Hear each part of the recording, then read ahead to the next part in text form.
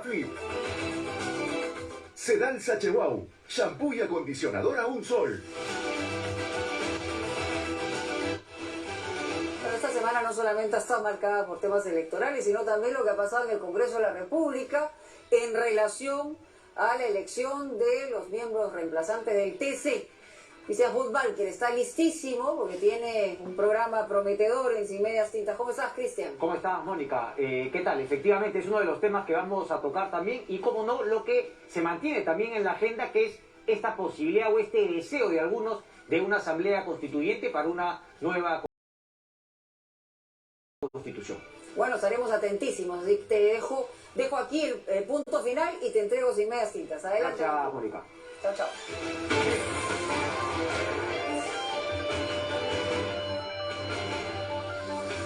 Bien, amigos, arrancamos esta noche con nuestros dos invitados. Se encuentra con nosotros el congresista de Fuerza Popular, actual congresista de la República, Carlos Mejía. Muy buenas noches, gracias por acompañarnos. Y también nos acompaña vía Zoom la congresista electa por Perú Libre, Betsy Chávez. Congresista Chávez, muy buenas noches, gracias por estar con nosotros. ¿Cómo estás, Cristian? ¿Qué tal? ¿Cómo está el colega Carlos Mejía? Un gusto estar esta noche con ustedes. Un saludo para toda la ciudadanía. No, gracias a usted. A ver, arranquemos aquí justamente en los estudios. Antes de ir con el tema de la Asamblea Constituyente, estoy seguro que la congresista Chávez también tiene una opinión al respecto. Congresista, ¿qué pasó con la elección del Tribunal, de los magistrados para el Tribunal Constitucional? Es decir, primero, ¿no? Una acción ante el Poder Judicial y finalmente una medida cautelar que detiene todo, pero luego incluso el Congreso insiste pero no alcanza los votos. ¿Cuál es su impresión primero de no haber alcanzado los votos y luego qué puerta se abre con esta decisión del Poder Judicial de aceptar una medida cautelar y detener el proceso en el Congreso? Bueno, el concurso había sido llevado con total transparencia, se inició mucho tiempo atrás.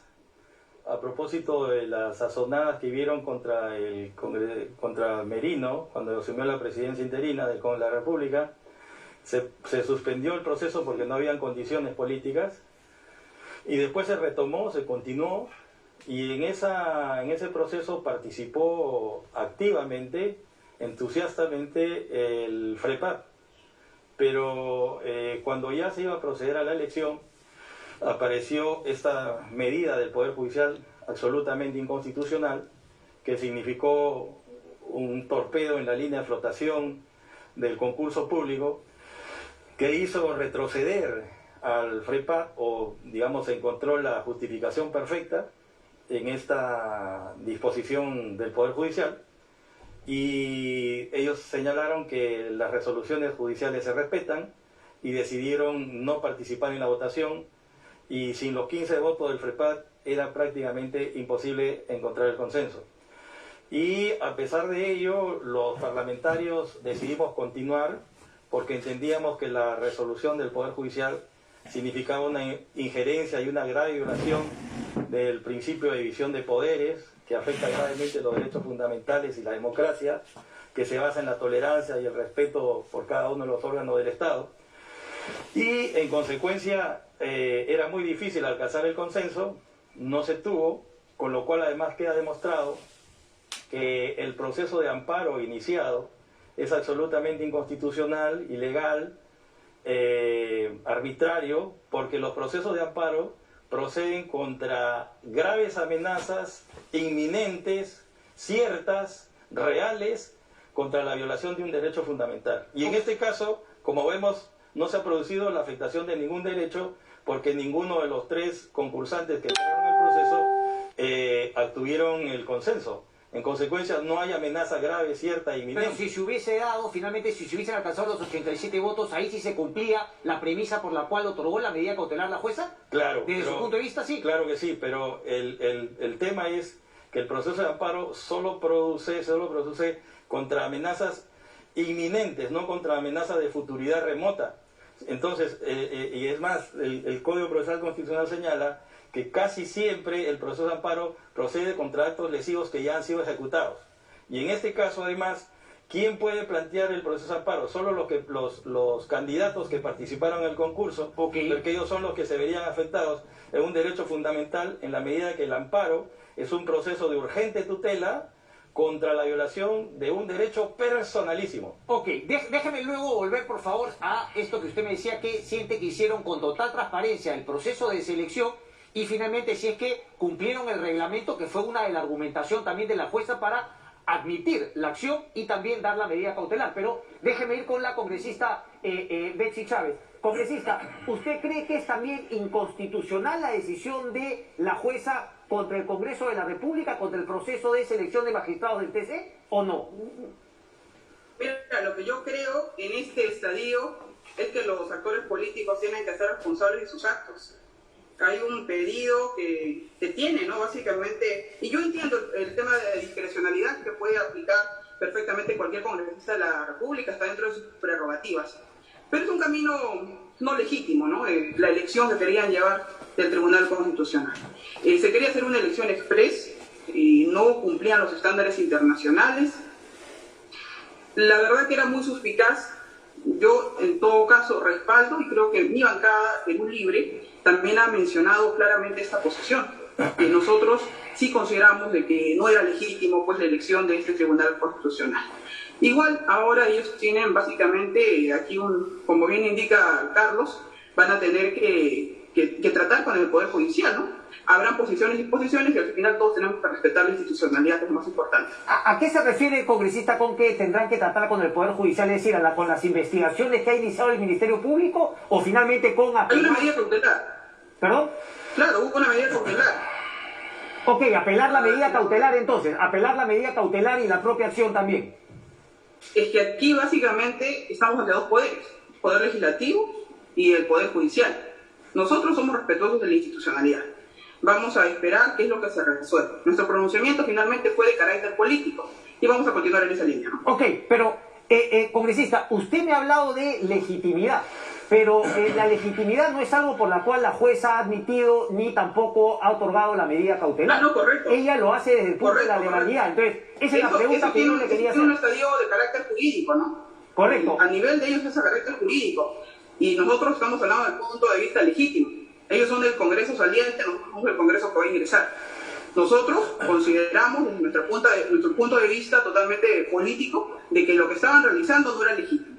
Ellos han considerado de que sí, de que bueno, tienen la prerrogativa, y es cierto, tienen la prerrogativa y han continuado con el proceso. No han logrado los 87 votos, entonces un saludo a la reflexión de los otros parlamentarios. Ok, pero yo le quería preguntar por la legalidad de la decisión de la jueza, así es que, porque claro, ahora no le parece legítimo, pero en el Yo no soy órgano resolutor. ¿Perdón? Es que yo no soy órgano resolutor. No, pero usted es abogado, entonces yo le quería decir si es que le parece, claro, le parece bien fundamentada la medida cautelar del Poder Judicial. Y si es que además le parece positivo que en un futuro el Poder Judicial pueda también, tener injerencia en alguna decisión que tome el Congreso de la República y que a un ciudadano no le parezca. No, un momento, separemos las cosas. Yo estoy de acuerdo con la posición del Poder Judicial, ¿no? El Congreso aquí, los parlamentarios tomarán su decisión, pero a mí me parece correcta la decisión que ha tomado el Poder Judicial. Y creo que el mejor mensaje que podemos llevar en estos momentos de polarización que tiene el país es ser respetuosos con la institucionalidad. Ok. Esa es la posición que yo tengo. Carlos Mejía, y ser respetuoso con la institucionalidad. Entonces, aquí se está siendo respetuoso solamente con una de las instituciones que es el Poder Judicial, claro, y desde su punto de vista no se está siendo respetuoso con el otro poder que es el Congreso de la República. Y la pregunta que se suma a eso sería, ¿qué puerta se abre con esta decisión del Poder Judicial respecto de próximos congresistas y el Congreso como institución? A ver, en primer lugar hay que tener en cuenta que la presidenta del Poder Judicial ha sido citada el día de ayer a la Comisión de Constitución para que nos explique, en primer lugar, cómo es que esta jueza, que no recuerdo su nombre, supuestamente supernumeraria del tercer juzgado constitucional, ha emitido una sentencia si es que ella no aparece en la tabla de jueces supernumerarios que se publica todos los años en el mes de enero.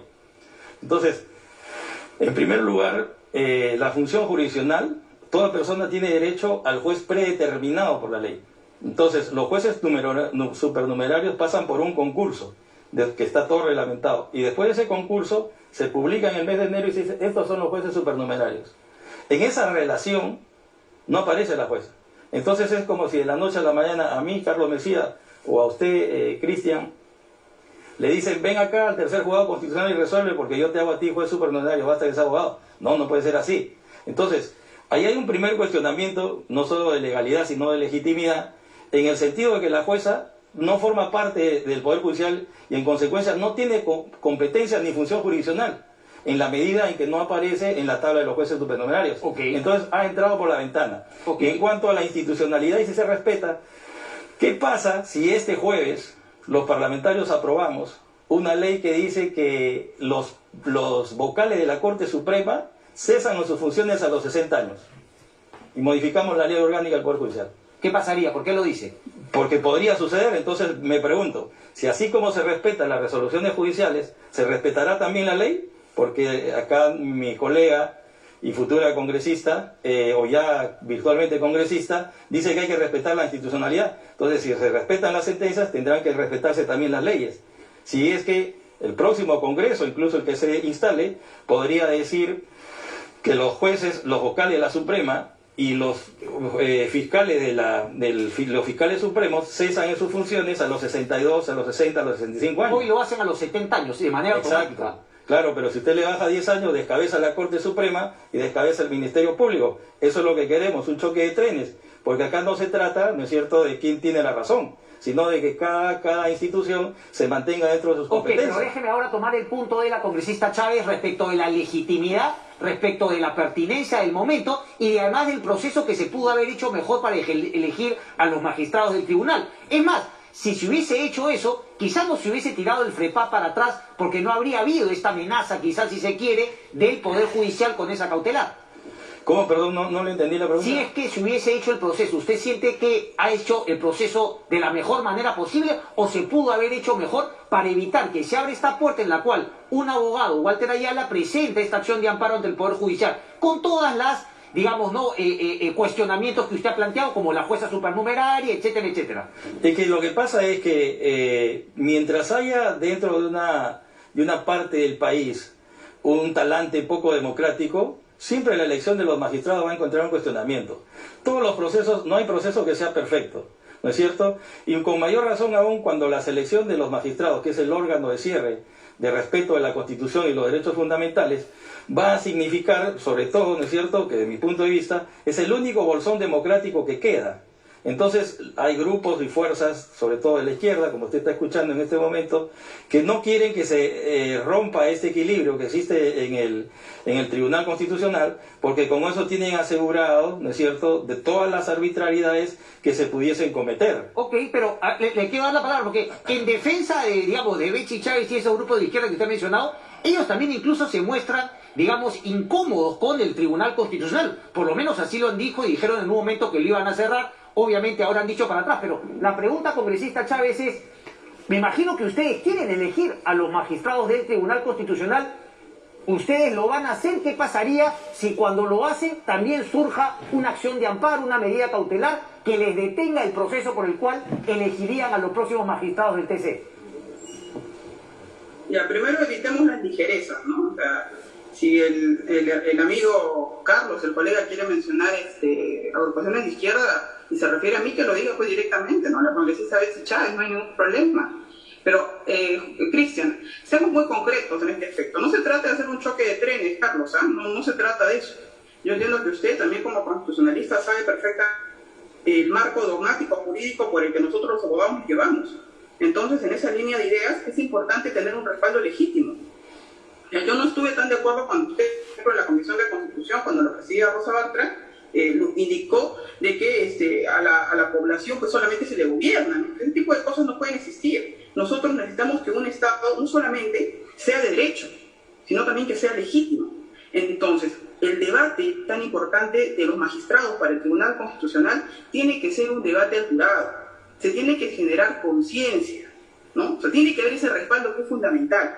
Si usted, como indica, pretendiera en ese supuesto, en esa hipótesis, este jueves colocar una ley para que los magistrados se jubilen más jóvenes, en todo caso, tampoco puede ser un tema a la ligera. O sea, ese tipo de situaciones se tienen que dialogar. ¿Con quién?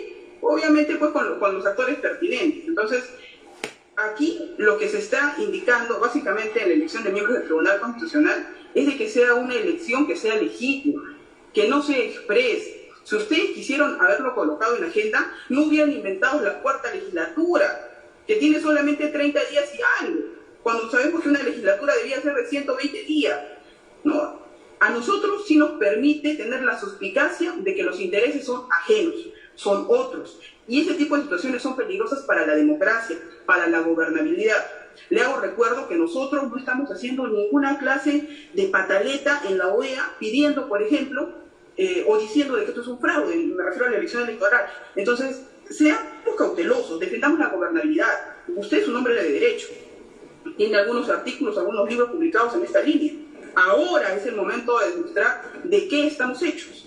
Que seamos respetuosos del Estado de Derecho. Okay, Y no solamente basarnos en sectarismos, en dogmas, que creo que ahí entramos a un terreno... Ok, congresista, pero ha utilizado palabras muy interesantes como consenso, como imagino que esa será también la premisa cuando entre el próximo gobierno, cuando finalmente entre en funciones el próximo Congreso. Pero mi pregunta era, ¿cómo van a hacer para elegir a los próximos magistrados del Tribunal Constitucional y que se genere toda esta legitimidad de la que usted me ha hablado?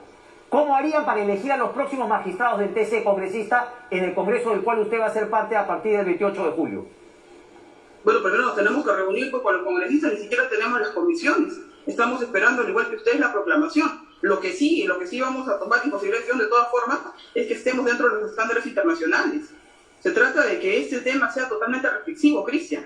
Se verá en el estadio coordinando con las otras organizaciones políticas. Lo hemos indicado antes. El hecho de que nosotros seamos de izquierda y no vamos a abdicar de la izquierda no implica que no vayamos a tener una mirada de centro. Y eso lo hemos indicado en tu programa, en el programa de Mónica. Esa es nuestra línea. Bueno, ok, congresista Mesía. En primer lugar, yo no he dicho que el jueves se vaya a presentar un proyecto de ley para reducir la edad de cese de los vocales y los fiscales. Lo que yo he querido poner es un ejemplo de cómo es que si el Poder Judicial dice que las resoluciones y las sentencias se respetan, entonces las leyes también tendrían que respetarse. Y por esa vía vamos a llegar a un choque de trenes que lo único que va a hacer es más daño al país. Entonces, lo que yo estoy planteando es de que el Poder Judicial tiene que mantenerse en su sano equilibrio, no interferir ni en las atribuciones que son exclusivas del Parlamento, ni tiene que emitir juicios de valor sobre una competencia que le corresponde al Congreso de la República. Porque si se trata de hacer críticas, el Poder Judicial también tendríamos que hacerle muchas críticas, la carga procesal, en fin, etcétera, etcétera, etcétera. Entonces no se trata de que porque el Poder Judicial no funciona bien, entonces los congresistas o el Poder Ejecutivo terminará haciendo de juez. Y tampoco no puede ser posible que el Poder Judicial, porque cree que hay un concurso que no ha sido transparente, va a incorporarse, ¿no es cierto?, como un tercero, a quitarle la competencia, decir un ratito, aquí mando yo, ustedes no tienen derecho a elegir porque el proceso supuestamente, entre comillas, no ha sido transparente. Y lo peor aún, cuando esta resolución es emitida por alguien que no forma parte del Poder Judicial y que en consecuencia no goza de la función jurisdiccional, que la ejerce el Poder Judicial de manera exclusiva y excluyente, con excepción del fuero militar y el arbitral. Lo que pasa es que, claro, un poquito lo que quería plantear congresista Chávez era que en el futuro, cuando ustedes elijan al magistrado también, si es que a un juez le parece, o a un ciudadano, que no se ha cumplido con el reglamento de la mejor manera, transparente, etcétera, etcétera, también se podrá plantear esa misma acción de amparo con medida cautelar y podrá suceder lo mismo. Por eso le preguntaba cuáles eran las cosas que en todo caso no harían, igual que este Congreso, para evitar esa situación. Pero si me quiere responder eso también me responde, pero quería pasar al tema de la Asamblea Constituyente, lo conversamos sí, claro. en una vez anterior. Primero termine este tema, dale. Al aire, ¿no? O sea, mejor lo respondemos. Nosotros vamos a ser respetuosos de la institucionalidad, vamos a generar el consenso, siempre lo hemos indicado, y vamos a buscar legitimidad, porque es importante, Carlos. La legitimidad, Carlos y Cristian, la legitimidad es fundamental. Que nosotros creemos firmemente que el trabajo que tenemos como parlamentarios justamente pues se debe a una de estas funciones, ¿no? La representación política. ¿Cómo define legitimidad, congresista? ¿Cómo define legitimidad, perdón? Un ratito nada más. Vamos a poner acá paño frío. Yo creo, Carlos, finalmente ustedes la próxima semana van a continuar con este tema, ¿verdad? Todavía van a continuar. El consenso. Lo más importante va a ser siempre el consenso. Vayamos todos por el camino democrático. Creo que esa es la mejor muestra de gobernabilidad que le podemos dar al país en este tiempo tan polarizado. Claro, pero puede haber consenso de 87 votos, pero igual a un ciudadano le puede parecer que no, lo presenta ante un juez. Entonces, la pregunta final es, ¿usted reconoce que hay un poder judicial que puede fiscalizar al Congreso de la República? Yo soy respetuoso de la institucionalidad, por supuesto, Cristian, por supuesto. ¿Lo puede? Bueno, claro que sí. En los estados constitucionales como el nuestro, la función jurisdiccional tiene el mismo peso y la misma relevancia que la ley, e incluso en algunos casos, cuando se trata de interpretar la Constitución, puede incluso prevalecer sobre el sistema de fuente legislativo. Pero ese no es el problema. El problema es que desde un punto de vista técnico, jurídico, la resolución de una persona que no forma parte del Poder Judicial y que aparece de la noche a la mañana entrando por la ventana, es manifiestamente arbitraria, ilegal y desde mi punto de vista, desde un punto de vista constitucional, deshonesta con la democracia. O sea, más que en el fondo en sí, de que puede haber intervenido en una decisión del Congreso de la República, el tema de forma de esta jueza supernumeraria en particular es lo que más le llama la atención, digamos, lo que más usted cuestiona. Así es. Claro, muy bien. Congresista Chávez, vamos al tema ahora de la Asamblea Constituyente, por favor. ¿Cuáles son los caminos que desde Perú Libre ustedes sienten que pueden seguir para llegar a esto que ha sido una propuesta durante la campaña, una Asamblea Constituyente para una nueva Constitución? Bueno, te agradezco el espacio. Vamos a ir a un poquito de dogmática constitucional, aprovechando que está Carlos, para poder hablar el mismo idioma. En efecto, sabemos perfectamente que hay dos tipos de poderes: el poder constituido o poderes constituidos y el poder constituyente. El poder constituyente es una suerte de universo, ¿no? Es el origen de las cosas. Y los poderes constituidos serían pues una suerte de galaxia, ¿no? Las instituciones. Va por aquí, digamos, el Ministerio Público, el Congreso de la República, todo aquello, Cristian, que se origina del poder constituyente. El poder constituyente da origen a los poderes constituidos. Vamos a este tema estrictamente dogmático, porque Emanuel Silles, que es una persona doctrinaria dentro del derecho, nos habla de esos temas fundamentales para poder hablar de una constitución. Una constitución, como nosotros lo estamos planteando, es una que nazca del poder constituyente, ¿no? El poder constituyente va a dar como resultado una asamblea constituyente y la asamblea constituyente va a dar una nueva constitución. Y en esa nueva constitución se van a originar los demás poderes constituidos. Congreso, el Ejecutivo, el Poder Judicial, el Ministerio Público, todo lo que tú conoces como Estado. Nos parece un camino totalmente democrático, se viene aplicando desde el parlamentarismo europeo. En el caso del Perú, nosotros tenemos 3 fuentes constitucionales y son básicamente la Constitución española de Cádiz de 1812, la Constitución francesa de 1791, la Constitución de Estados Unidos de 1776, y ya tenemos unos antecedentes históricos de la Constitución. En el caso del Perú hemos tenido 12 constituciones. Ninguna constitución ha brotado, en este caso estrictamente como una asamblea constituyente, de un pedido popular, que es lo que nosotros queremos hacer. Pero creemos de que para que se dé una asamblea constituyente que va a brotar del poder constituyente, tiene que haber un momento y un procedimiento constituyente. La pregunta que yo entiendo que me van a realizar es: ¿hay todavía un momento constituyente? Y mi respuesta es que todavía se está gestando el momento constituyente. ¿Cómo se gesta un momento constituyente? Cuando la población interiorice las razones de por qué es importante una nueva constitución. Y aquí yo me permito algo muy importante. Por ejemplo, Carlos, que integraba cuando se dio el golpe de Estado y él era parte del Senado, su director legislativo del Senado, si no me equivoco, Carlos, me corriges, formaste parte, por ejemplo, del Foro Democrático, junto con Lourdes Flores Nano, junto con Alberto Borea, y haciéndole frente a una constitución que Alberto Borea denominaba una carta, un documento simplemente. Entonces, finalmente se cayó porque hubo un problema ahí de firmas, tengo entendido, de hecho hace muchísimos años, pero consideramos que una constitución tiene que ser legítima, y volvemos al tema de legítimo, ¿no? El tema legítimo es fundamental. No debemos dejar que el tema de la constitución solamente se resuelva en el monopolio del Congreso. sino que una constitución nazca de una manera democrática a través de una asamblea constituyente, que no solamente tenga como actores políticos a los partidos políticos, sino también a comunidades campesinas y nativas, a organizaciones y a personas no partidarizadas, que son la mayoría. Yo creo, Cristian, que tú no perteneces a ningún partido político ni movimiento regional. Correcto, pero solamente una pregunta. Entonces, bajo esa premisa, para darle paso a Carlos Mejía, ¿fue legítima la Constitución del 93? Porque si me hablas de consenso, uno diría que hubo un Congreso Constituyente y finalmente hubo un referéndum que también aprobó esa nueva Constitución. Nace de un golpe de Estado. Pero me has hablado entonces, pero a ver, entonces no necesariamente la legitimidad finalmente es lo único que te da una Constitución que tú vayas a respetar, sino que nace de un golpe de Estado. Ese es el punto para la Constitución del 93. Y gracias que lo preguntes, Cristian, porque me permite poder hacer esta suerte de conversación un poco más académica con la ciudadanía. Hay una diferencia entre legalidad y legitimidad. Sí, claro. La legalidad es lo que puede estar en la norma. Correcto. Y la legitimidad es el respaldo que tenga de la población. Nosotros tuvimos una dictadura después del autogolpe del 92. En ese contexto se da la Constitución. Me preguntas tú si es legítima. No, pues. No fue legítima. Nace de un autogolpe de Estado. Se cerró todo. Ninguno puede hablar. Cristian, te hubiera cerrado la boca. Ni legítima ni legal. Es que usted me daba el ejemplo de consenso. Que consenso es igual a legitimidad. Pero ahora me dice que no porque fue producto de un golpe de Estado. Cristian, quiero que me entiendas la figura. Hay dos tipos de poderes, Cristian.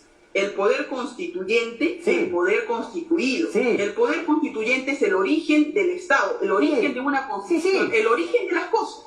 Y los poderes constituidos nacen del poder constituyente. Ministerio Público, Congreso de la República, Tribunal Constitucional, todo nace del poder constituyente.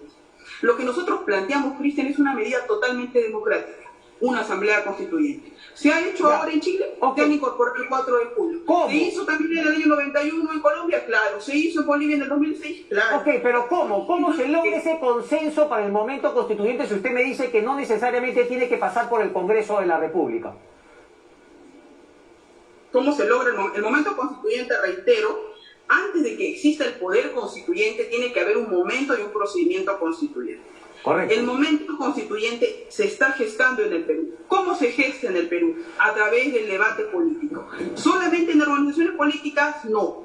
Pueden haber un referéndum, a través de una recolección de firmas, puede haber. Hay muchos caminos para hacer. La recolección de firmas, ese es el punto. Entonces, desde su punto de vista, la recolección de firmas. Carlos Mejía, por favor. Lo que has preguntado. Correcto.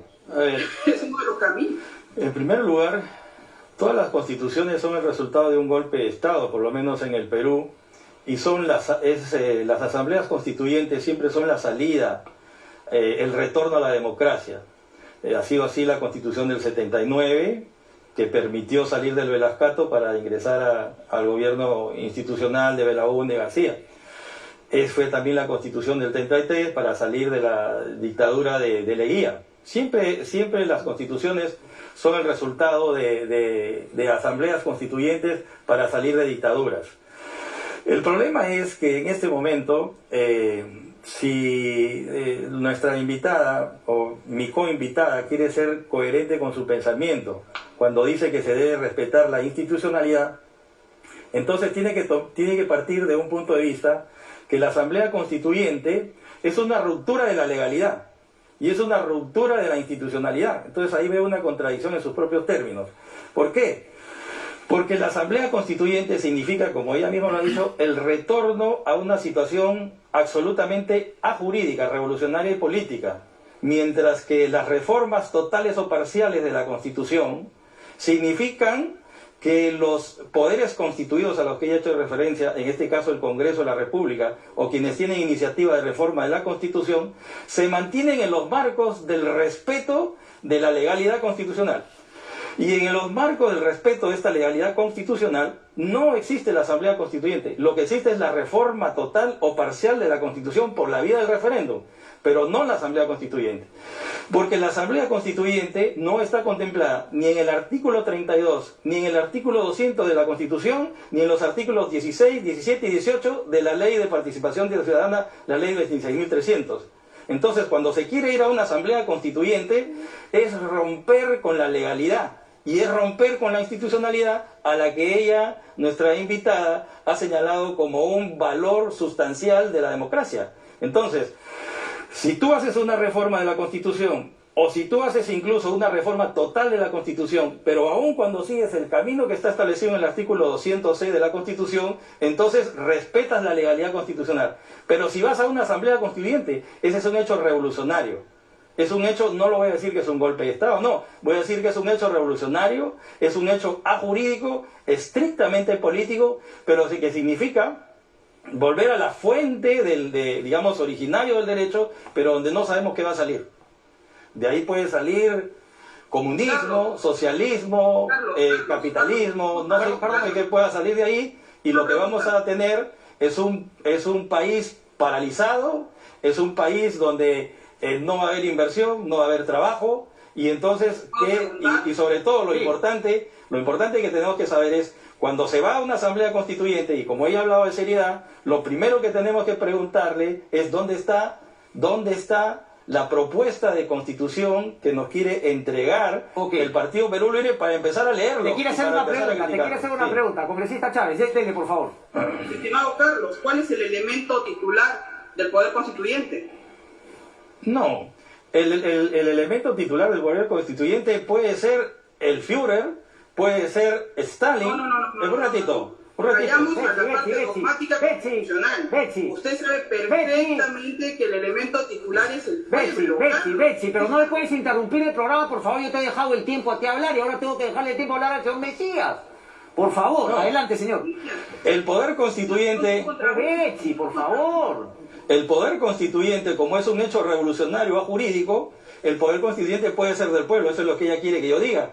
Pero si nos saltamos la legalidad constitucional, el Poder Constituyente puede ser del maestro, el Poder Constituyente puede ser del Führer, de Stalin, como también existía antes de la Revolución Francesa y de la aparición de los movimientos constitucionales, existía el poder monárquico que era preconstituyente. E incluso después del Tratado de Viena de 1815, cuando hubo un empate entre las fuerzas democráticas que representó la Ilustración y la Revolución Francesa, y volvió otra vez la contrarreforma en Europa, se creó el poder neutro del monarca, como una suerte de poder constituyente que existía antes del poder constituyente del pueblo. Entonces, el poder constituyente puede ser del pueblo, que se manifiesta a través de una asamblea, o puede ser también el poder constituyente manipulado del de una maestro. persona a través y finalmente diciendo que es el pueblo. Betsy Chávez, por favor. Ya, a ver, es totalmente falso, así totalmente falso, y quiero ser enfática en esto, que me digas que el poder constituyente es del Führer o es del maestro. Dentro de la dogmática constitucional, Carlos, tú lo sabes. El titular del poder constituyente es el pueblo.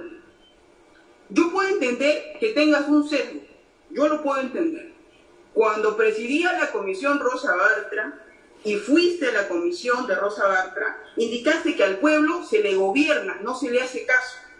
Reitero, necesitamos hacerle caso a la ciudadanía. Yo no sé qué pasó con Carlos, culminado el autogolpe, y Carlos que pertenecía al Foro Democrático, con el Carlos que veo ahora.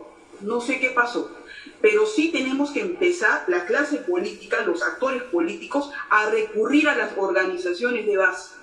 Eso es importante, es vital para la democracia. Una constitución que ha nacido de un hecho totalmente ilegítimo, que ha nacido de un autogolpe, que es producto de la dictadura, no me puedes decir que bueno, así están las cosas y ya. Bajo esa prerrogativa, pues qué bien, pues que en Medio Oriente sigan apedreando a las mujeres, sigan lapidándolas. ¿Por qué? Porque la ley lo dice. No se trata solamente de lo que la ley diga, sino también de tener legitimidad. Y eso es lo que indicaba hace un momento. Yo no lo estoy contradiciendo. Somos respetuosos de la institucionalidad. Se tiene que garantizar la gobernabilidad. Pero por favor, tiene que haber legitimidad. Es importante. No estamos diciendo que nosotros, que Perú Libre va a presentar un anteproyecto de la Constitución. No lo estamos diciendo, no lo pensamos hacer tampoco. Ese es un trabajo que le va a corresponder a la Asamblea Constituyente, que no es la misma que el Congreso de la República. El Congreso de la República tiene sus funciones claras, específicas, y la Asamblea Constituyente tendrá como única función dotarnos de una nueva Constitución a través de un consenso democrático. Yo creo firmemente que en el debate en la Comisión de Constitución en la época que a nosotros nos corresponde intervenir, sí debería darse el debate, sí debería de plantearse, y reitero, los puntos que nosotros queremos abordar es que exista la participación de comunidades campesinas y nativas en una constituyente, por ejemplo. Así como ha venido tocando en Chile. Que exista, y termino con esto, que exista también la participación de aquellas personas no partidarizadas. Porque la mayoría en el Perú no pertenecen a un partido político. Bueno, debería. Yo no veo nada de pero bueno, está dando el ejemplo un poco de Chile también, ¿no? Sí. Porque ha sido el paralelo. Y también respecto a lo que tú decías, claro, en Chile tampoco se hablaba de una constituyente en la Constitución, pero hubo un acuerdo en el Congreso de la República, si se quiere, empujado por las movilizaciones, que finalmente hizo que el Congreso en Chile vaya hacia esa asamblea constituyente que, dicho sea de paso, hoy está chambeando. Entonces, lo que ha dicho más eso, Carlos. Claro, lo que pasa es que yo me mantengo en la legalidad, que es al mismo tiempo la legitimidad. Si usted revisa la Constitución, no va a encontrar en ninguna parte la expresión asamblea constituyente. Entonces, la pregunta que tenemos que hacernos es, si somos respetuosos de la legalidad constitucional, si somos respetuosos de la democracia y si somos respetuosos de, digamos, los poderes constituidos, ¿cómo vamos a dar el salto a una asamblea constituyente? ¿Cómo vamos a llegar a una asamblea constituyente? ¿Cómo vamos a llegar?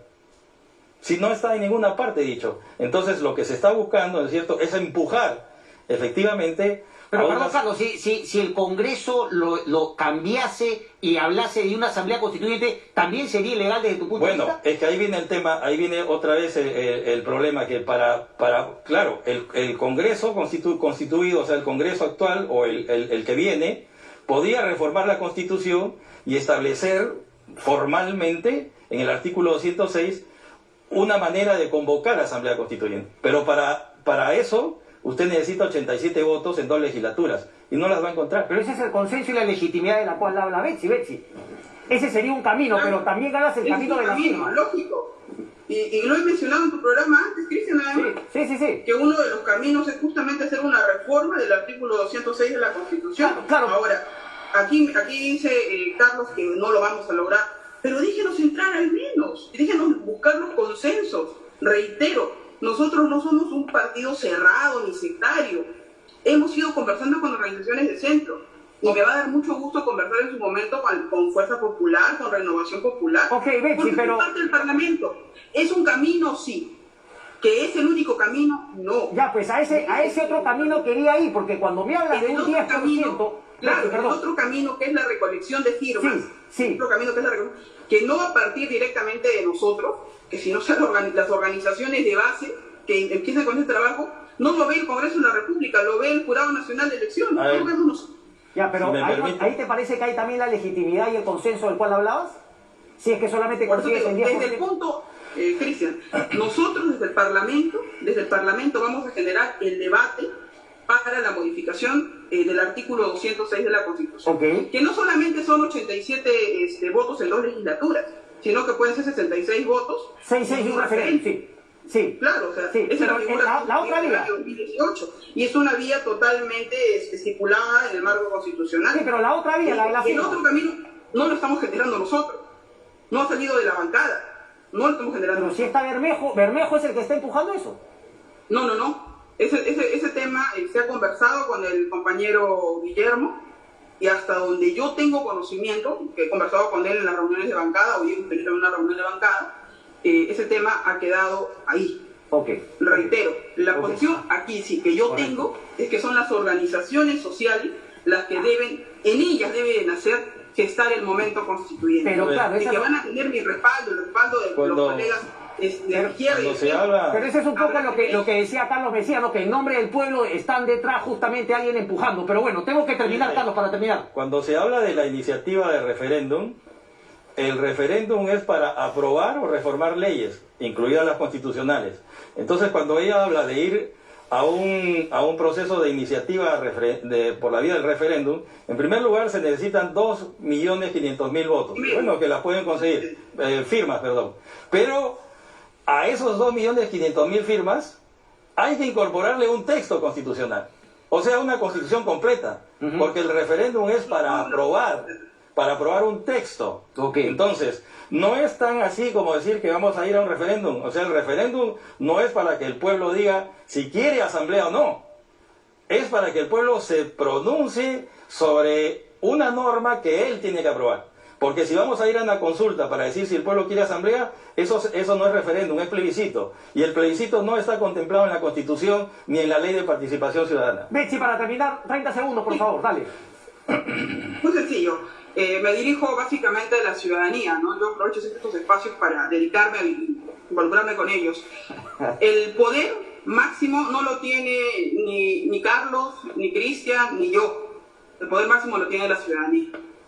La legitimación corresponde a ustedes. Entonces les pido que el debate empiece desde los hogares, desde las casas. El compromiso es actuar siempre de la mano con la población, no por encima de ella, sino con ustedes. Muchas gracias, Cristian. Muchas gracias, Carlos. Pero usted es la representante justamente de esa ciudadanía. Usted se identifica como representante de una parte de la ciudadanía ahora que es representante en el Congreso, Betsy. Eso es lo que quiero entender. Claro, yo soy congresista de la República. Correcto, entonces es en una democracia representativa, usted representa. Entonces, no siempre se va por encima de la ciudadanía. O usted también... No se va por encima. Correcto. El congresista tiene un trabajo y puede tener un voto totalmente de carácter discrecional, pero tenemos que trabajar con la ciudadanía. Si actualmente el Congreso tiene de 12 a 14% de aprobación, es porque no trabaja de la mano con la ciudadanía. El trabajo que tenemos por delante para limpiar nuestra clase política, para purgarla, y bueno, sí, me involucro dentro de esto porque también estoy dentro de la clase política, es empezar a trabajar con eso está bueno. No solamente llegar a un cargo popular para decir bien gracias y cobrar el sueldo. Vamos a ver cómo va a ser legitimado entonces en el próximo Congreso, Betsy. Para debatir como te gusta, ya te vi, hay que estar aquí para poder, porque si no desde el Zoom se me hace complicado justamente dar las pausas. Te agradezco mucho y te espero aquí en el Chao, Betsy, gracias. Carlos Mejía, gracias, maestro. Gracias. Chao, chao. Chao, gracias. Bien, gracias, doctor. Carlos Mejía. Bien. Mira, hablando justamente de cambios, ¿ya? Reformas de la Constitución de 1993, 51 artículos modificados y claro, toda esta serie de reformas que se dieron en los últimos años. Quédate aquí conmigo, quédate acá justamente con el cuadro. Del 11 del título Estructura del Estado, que claro, ya está muy generalizado, ¿no? 7 del título Persona y Sociedad, Disposición Transitoria Especial y la supresión de firma de Alberto Fujimori. Esos detallitos también, ¿no? Esos detallitos de supresión. A ver, ¿qué más? No, esto es, ¿no? Esto es. Claro, ahí está, reforma de la Constitución. Pero el último es donde estaba justamente la información que tenía, ¿no? Por ejemplo, la muerte civil, muchas de las reformas que se hicieron también antes justamente de la disolución del Congreso. Recordemos ese paquete de reforma política que se trabajó primero, ¿no? en una comisión y que luego fueron a parar y que claro, que vino también con la presión de Martín Vizcarra para con el Congreso de la República. Aunque no fue eso, porque se avanzó rápidamente, incluso a pesar de que algunos decían que no tanto, pero lo que finalmente definió la disolución fue el tema del Tribunal Constitucional, lo mismo que ha ocurrido el día de hoy. Tenía el tema de la muerte civil, no me acuerdo cuáles otros eran importantes, pero bueno, necesito mis hojitas, por favor, tráeme mis hojitas acá un ratito. Vamos con tranquilidad. Vamos a presentar ahora a nuestros próximos invitados. La mascarilla, es correcto.